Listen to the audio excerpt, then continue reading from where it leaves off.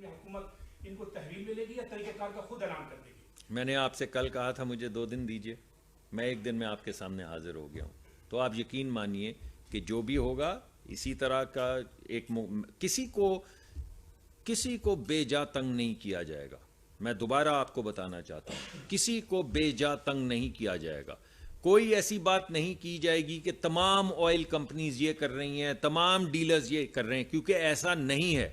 ज़्यादातर लोग इज़्ज़तदार लोग हैं, वो हक हलाल की कमाई से अपने बच्चों का पेट पालते हैं। हम उनकी इज्जत करते हैं और हम चाहते हैं मुआशरा भी उनकी इज्जत करे, ऑयल मार्केटिंग कंपनीज की भी इज्जत करे और ऑयल पेट्रोल पंप के मालिकान की भी इज्जत करे। मगर अगर दरमियान में कोई काली भेड़ है, जैसे मैंने आपको बताया आज, जो इलीगल काम कर रहे हैं, जो होर्डिंग कर रहे हैं, उनके खिलाफ कार्रवाई होगी, चाहे वो ऑयल मार्केटिंग कंपनीज हों और चाहे वो डीलर्स हों, चाहे वो डेपो के मालिकान हों, चाहे वो ट्रांसपोर्टर्स हों।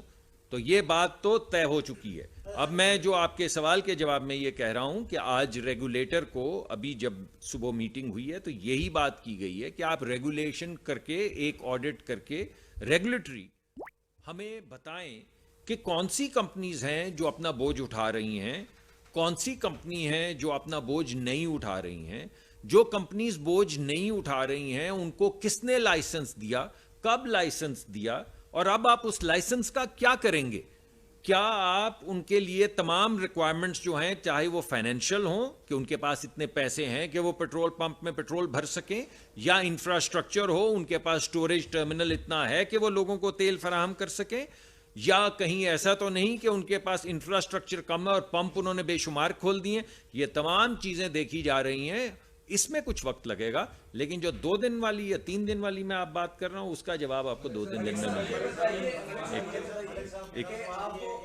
जो आप एक मिनट, फिर मैं आपके पास आता हूँ।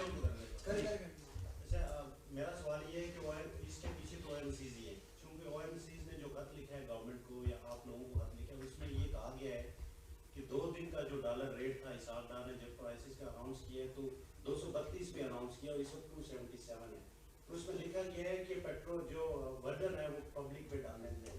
तो ये इसमें सीधी ओएमसीज हैं, और ओएमसीज को मामला सेट जाएगा तो मामला सेट कर देंगे ना, क्या मसला है। मामला सेट हो जाएगा तो मामला सेट कर देंगे। इस वक्त जो तेल पेट्रोल जो डेपोज में स्टोरेज में पड़ा हुआ है, टर्मिनल्स में पड़ा हुआ है, वो 280 पे नहीं खरीदा गया। मैं आवाम को दोबारा बताना चाहता हूं, ये ढकोसले खत्म करने होंगे। ये तेल आज से 3 हफ्ते पहले खरीदा गया था, जो इस वक्त बिक रहा है मार्केट में। उस वक्त डॉलर का रेट 270 नहीं था, और 270 वाला जो तेल का रेट है, इसका एक मैकेनिज्म है प्राइसिंग में जिसको ट्रू अप कहते हैं।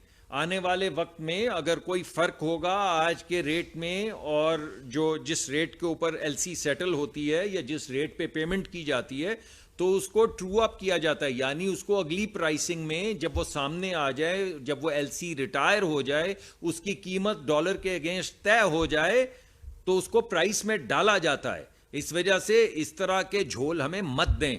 इस झोल में हम नहीं आएंगे। तो मैंने दरखास्त की है, मुअद्दबाना दरखास्त की है, कल की तरह, कि आप तय कर लें, आप ही इसको ठीक कर लें।